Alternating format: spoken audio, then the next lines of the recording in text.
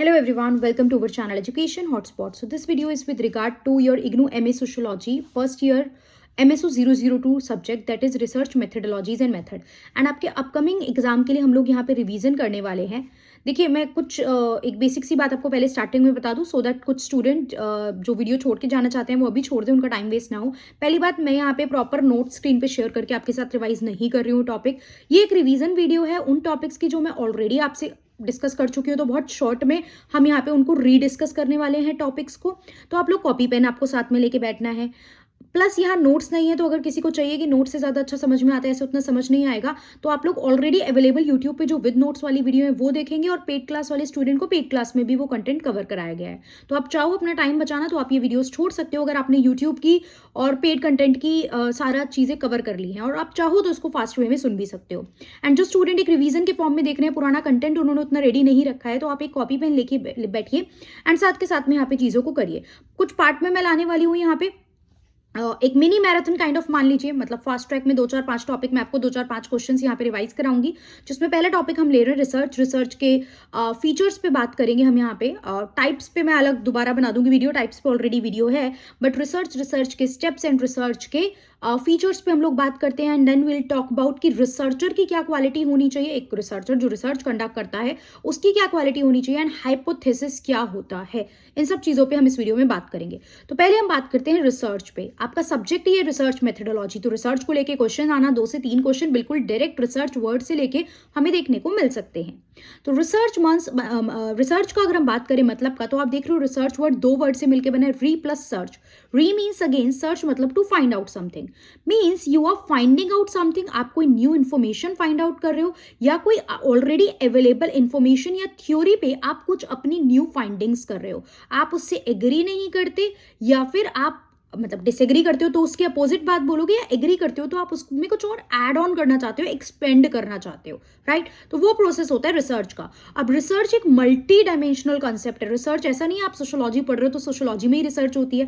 आप देखते हो लोग पीएचडी करते हैं, रिसर्च करते हैं on different topic, from science के टॉपिक से लेके ह्यूमैनिटीज के टॉपिक तक लेकर, कोई भी पॉल साइंस का टॉपिक है, सोशोलॉजी का बैकग्राउंड का कोई टॉपिक है. तो जिस भी सब्जेक्ट में आप मास्टरी कर लेते हो, जिस भी सब्जेक्ट में आपने इतना डिटेल पढ़ रखा है कि you have the mastery, you have the master degree of that subject, तो फर्दर जाके आपके पास एक प्रोसेस होता है कि आप उस सब्जेक्ट में रिसर्च कंडक्ट कर सकते हो.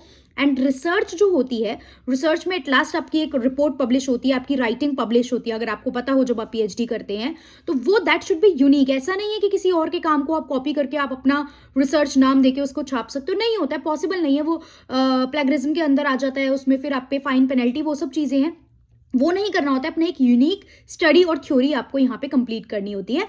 And you very well know कि रिसर्च में हम लोग थीसिस राइटिंग भी करते हैं. तो ये तो कुछ रिसर्च की बात हुई. अब मैं बात करती हूँ रिसर्च के फीचर्स की, कि रिसर्च के क्या क्या फीचर्स होते हैं. कॉपी पेन लेके बैठो, मैंने भी शॉर्ट में नोट डाउन कर रखा है सो दैट एक भी पॉइंट में मिस ना करूँ, और आप लोग भी इनको लिख लेंगे. सबसे पहली बात, रिसर्च एक सिस्टमैटिक प्रोसेस होता है, एक सिस्टम के थ्रू होता है. अभी स्टेप्स भी मैं आपको बताऊंगी, तो हम एक स्टेप फॉलो करते हैं. ऐसा नहीं होता पहले हम डेटा कलेक्ट कर लेंगे, फिर सोचेंगे रिसर्च टॉपिक क्या है, फिर उस पर हाइपोथेसिस एक सेट करेंगे, तो ऐसा नहीं होता है. एक सीक्वेंस में हम इसको फॉलो करते हैं. तो it is a systematic process, right. Research जो होता है वो एक सिस्टमैटिक प्रोसेस होता है. Plus that should B unbiased. Unbiased मतलब यहाँ पे भेदभाव प्लस आपकी personal opinion, personal thought, personal background, आप किस कास्ट से हो, आपकी क्या थॉट प्रोसेस है, आप किसे फॉलो करते हो, आपकी आइडियोलॉजी क्या है, ये चीज आपके रिसर्च में डायरेक्टली रिफ्लेक्ट नहीं होनी चाहिए.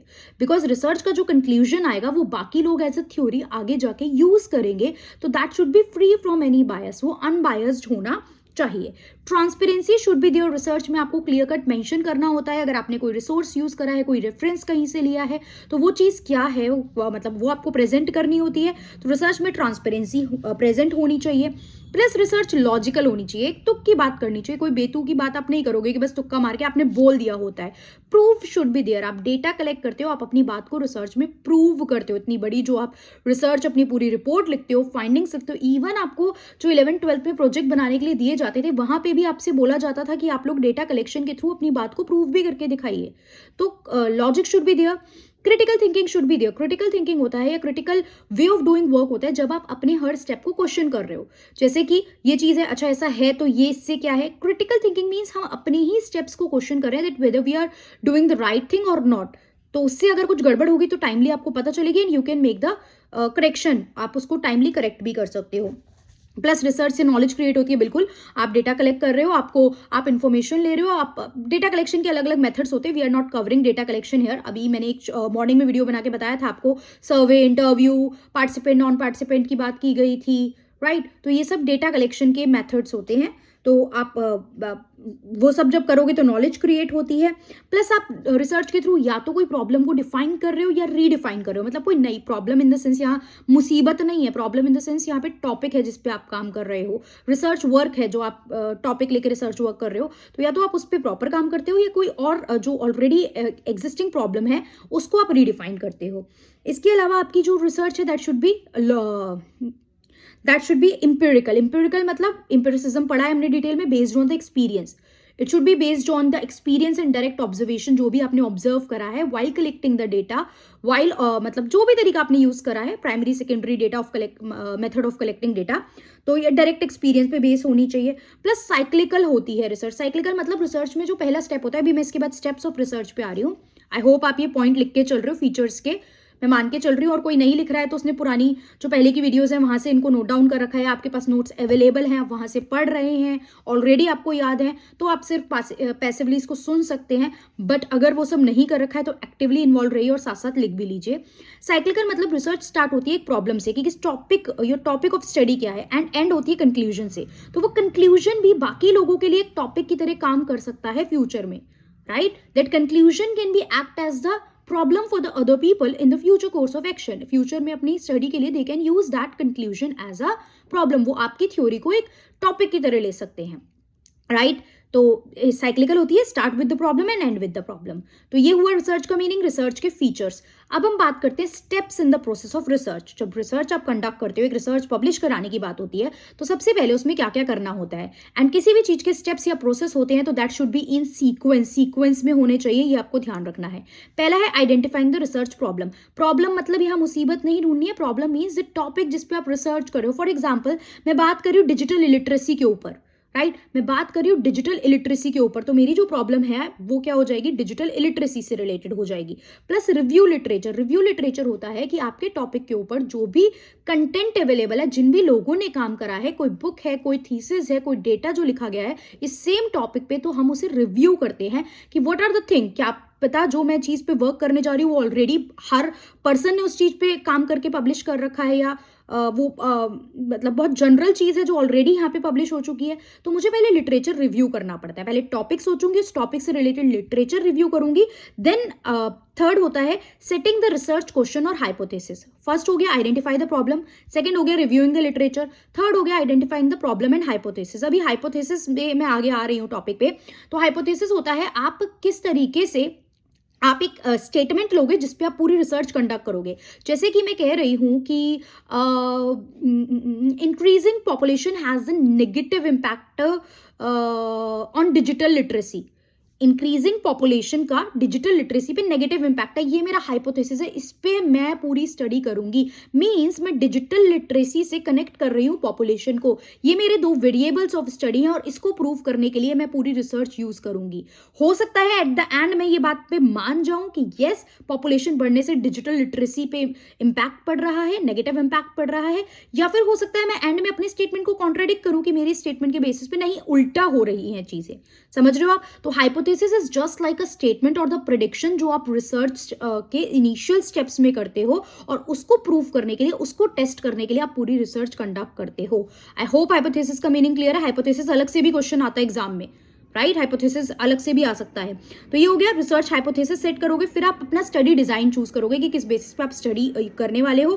फिर आप सैंपल डिजाइन यूज करोगे, अपने डेटा को कलेक्ट करना है आपको, तो आपको इन्फॉर्मेशन लेनी है। आप अलग अलग methods of collecting data use करोगे। उसके लिए आप सैम्पलिंग यूज कर सकते हो। सैम्पलिंग में आप किन किन लोगों को अपनी स्टडी में लोगे, कौन कौन सी पॉपुलेशन को आप पॉपुलेशन के किस किस सेक्शन को आप कंसीडर करोगे अपनी स्टडी में, वो होता है सैंपल।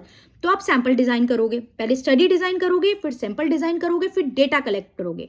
अलग अलग सोर्सेज से डेटा कलेक्ट करना स्टार्ट करो और उसको अपने रिसर्च में इंक्लूड करो। जैसे आपने इंटरव्यू लिए हैं या आपने सर्वे कंडक्ट कराए हैं, क्वेश्चनर वगैरह फिल करे हैं, तो उसको इंक्लूड करो अपनी रिसर्च में। डेटा कलेक्ट करा, देन आप अपने डेटा को प्रेजेंट करो और एनालाइज करो। आप खुद ऑब्जर्व करो बैठ के, अच्छा ये चीजें डेटा कलेक्ट करा है, इसके बेसिस पे, हाँ लोगों के आंसर्स के बेसिस पे या जो डेटा के रिजल्ट आए इसके बेसिस पे I can find out this. तो एनालाइज कर लिया डेटा को प्रेजेंट करने के बाद, तो फिर आप क्या करोगे, अपनी रिपोर्ट राइटिंग करोगे, मतलब कंक्लूजन फाइंड आउट करोगे, राइटिंग द रिपोर्ट, राइट। पहला हो गया identify the problem, literature review करेंगे आप लोग, प्रॉब्लम आइडेंटिफाई करी, लिटरेचर रिव्यू करे, हाइपोथेसिस सेट करा आपने, आइडेंटिफाइंग द रिसर्च क्वेश्चन या हाइपोथेसिस, कुछ भी आप उसको बोल सकते हो। फिर आप स्टडी डिजाइन सेट करोगे, स्टडी डिजाइन के बाद सैंपल डिजाइन सेट करोगे, पहले स्टडी डिजाइन, फिर सैंपल डिजाइन, फिर डेटा कलेक्ट करोगे, डेटा कलेक्ट करने के बाद उसे प्रेजेंट और एनालाइज करोगे, एट द एंड आप अपनी रिपोर्ट राइट करोगे। So these are the steps और the process of research. Research process पे क्वेश्चन आ सकता है, what do you mean by research and what are the steps involved in the research process. Clear. 20 mark का question बनेगा, meaning बता के detail में स्टेप्स को एक एक करके एक्सप्लेन करना है। मैंने सिर्फ हेडिंग बताई है, आपको एक्सप्लेन करना होगा।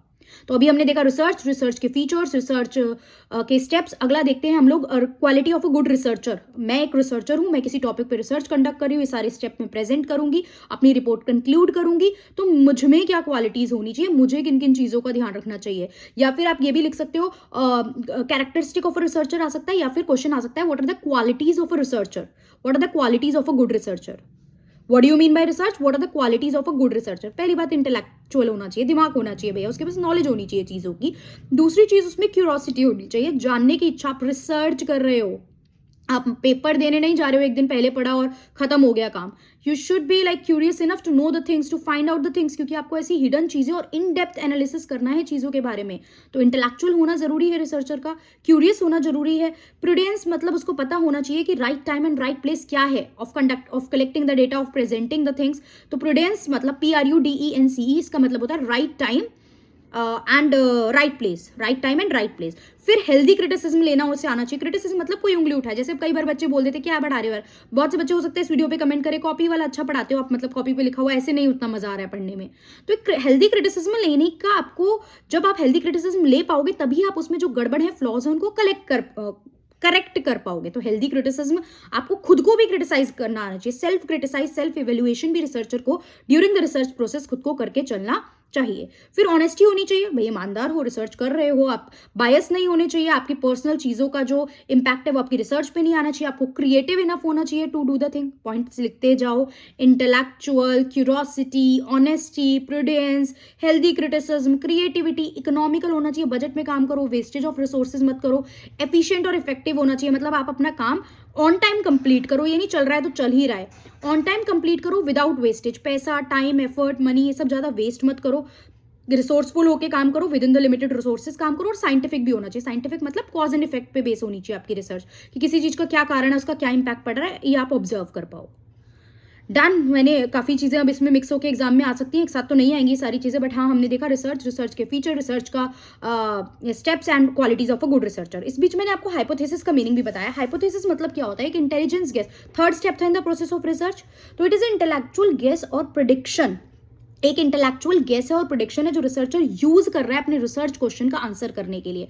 मतलब मैंने दो वेरिएबल्स लिए, दो चीजें ली, आपस में रिलेटेड है या नहीं, और एक स्टेटमेंट फ्रेम करी, और उस स्टेटमेंट को टेस्ट करने के लिए कि वो स्टेटमेंट सही है या नहीं, उस पर मैं काम कर रही हूं, राइट। जैसे कि मैंने कहा कि इंक्रीजिंग पॉपुलेशन का डिजिटल लिटरेसी पे नेगेटिव इंपैक्ट पड़ता है, तो ये मेरी स्टेटमेंट थी, ये मेरा हाइपोथेसिस था। अब इसके लिए मैं सैंपल डिजाइन चूज करूंगी, इसके लिए मैं अपना डेटा कलेक्ट करूंगी, उस डेटा को मैं एनालाइज करूंगी, एंड देन एनालाइज करके प्रेजेंट करके अपनी रिपोर्ट जो है वो राइट करूंगी, राइट। तो वो होती है hypothesis. Hypothesis is a statement और the prediction made by the researcher, और दैट कैन बी टेस्टेड, जिसको हम टेस्ट करेंगे, वो स्टेटमेंट हम टेस्ट करने के लिए आगे काम कर रहे हैं। Hypothesis is not the final result, जो रिसर्च का रिपोर्ट आएगा that may be different from the hypothesis, hypothesis can go wrong also, right. But सोच समझ के बनाना है, तुक्के में नहीं बनाना है, क्योंकि आप पूरी रिसर्च कंडक्ट करोगे, उससे आपका टाइम और एफर्ट वेस्ट भी हो सकता है अगर आप वो काम करोगे तो, राइट। तो टेंटेटिव स्टेटमेंट होती है, एक्सप्लेनेशन होता है जो वेरिएबल्स के बीच में रिलेशनशिप बताता है। वेरिएबल्स आपके यहाँ पे दो टाइप के आप लोग कंसीडर कर, हाइपोथेसिस में दो मेन टाइप यहाँ पे ले सकते हैं, और भी अलग से बाद में मैं इसको बता दूंगी, बट दो मेन हम ले सकते हैं, null hypothesis and alternative hypothesis. Null hypothesis होता है जब आप दो वेरिएबल जो ले रहे हो, डिजिटल लिटरेसी और पॉपुलेशन लिया मैंने, जब इन दोनों के बीच में आपस में कोई रिलेशन ही नहीं है, आपने ऐसी दो बातें ले ली जिनके बीच में आपस में कोई रिलेशनशिप ही नहीं है। और ऑल्टरनेटिव हाइपोथेसिस होता है जब जो दो वेरिएबल आप ले रहे हो उनके बीच में आप एक रिलेशनशिप को एक्सप्लेन कर रहे हो। So when there is no relationship, null hypothesis, when there is any specific relationship तो वो क्या हो जाता है, ऑल्टरनेटिव हाइपोथेसिस हो जाता है।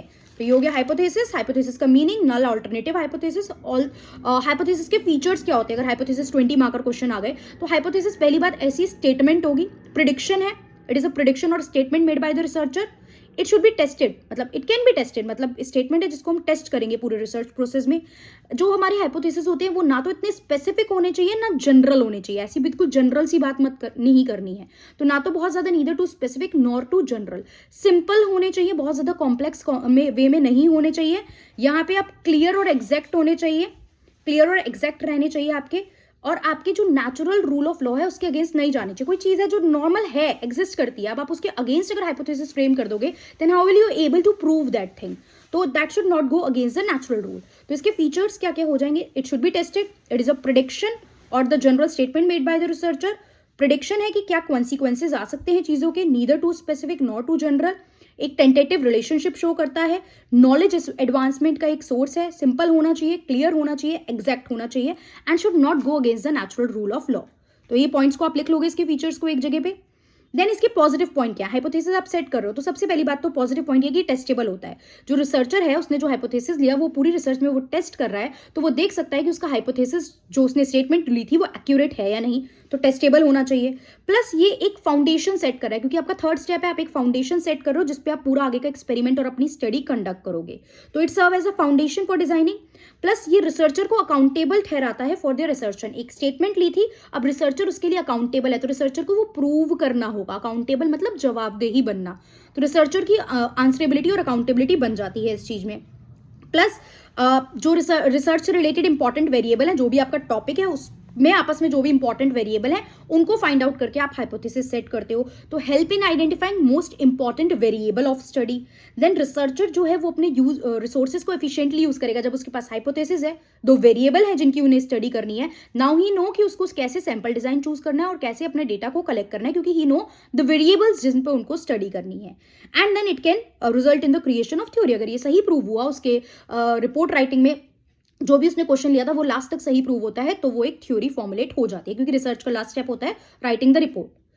तो हाइपोथेसिस का मीनिंग देखा, नल और अल्टरनेटिव हाइपोथेसिस देखा, फीचर्स देखे और इसके पॉजिटिव इंपैक्ट भी देखे कि टेस्टेबल होना चाहिए, फाउंडेशन फॉर डिजाइनिंग शो करता है, रिसर्चर को अकाउंटेबल भी ठहराता है, ये hold researcher accountable, help in identifying most important variable of study, researcher can use your resources efficiently and it can result in the creation of theory। तो I hope जिन बच्चों ने रिटर्न नोट्स के through ये नहीं पढ़ा था उन्होंने यहाँ पे पॉइंटर्स लिख ली हैं, रिसर्च के काफी सारी चीजें इन डिटेल हमने पढ़ी हैं और हाइपोथेसिस को भी पढ़ा है। If you like this video and ये हेल्प कर रही है तो आप मुझे फटाफट से कमेंट करके बता देंगे इस वीडियो पे, सो दैट मैं अभी आजकल में आप लोगों के लिए इस तरीके की और वीडियोज बना दूं तो आप रिवाइज कर सकते हैं। And those who are new to the video वो पुरानी वीडियोज देखेंगे, नोट्स के थ्रू ऑलरेडी मैं कवर करा चुकी हूँ ये सब topic, so these are only the revision video, not the basic video जहां पे मैंने डिटेल में नोट्स के साथ एक एक पॉइंट 20 नंबर जितना आपको समझाया है। Clear? So you can give your feedback in the comment box and I will make more videos. आपके एग्जाम से पहले 30th को आई थिंक MSO 002 का हमारा एग्जाम है, उससे पहले इस तरीके की और 3-4 वीडियोज और डिफरेंट इंपॉर्टेंट टॉपिक पे आपको मिल जाएगी। So that's all, thank you everyone.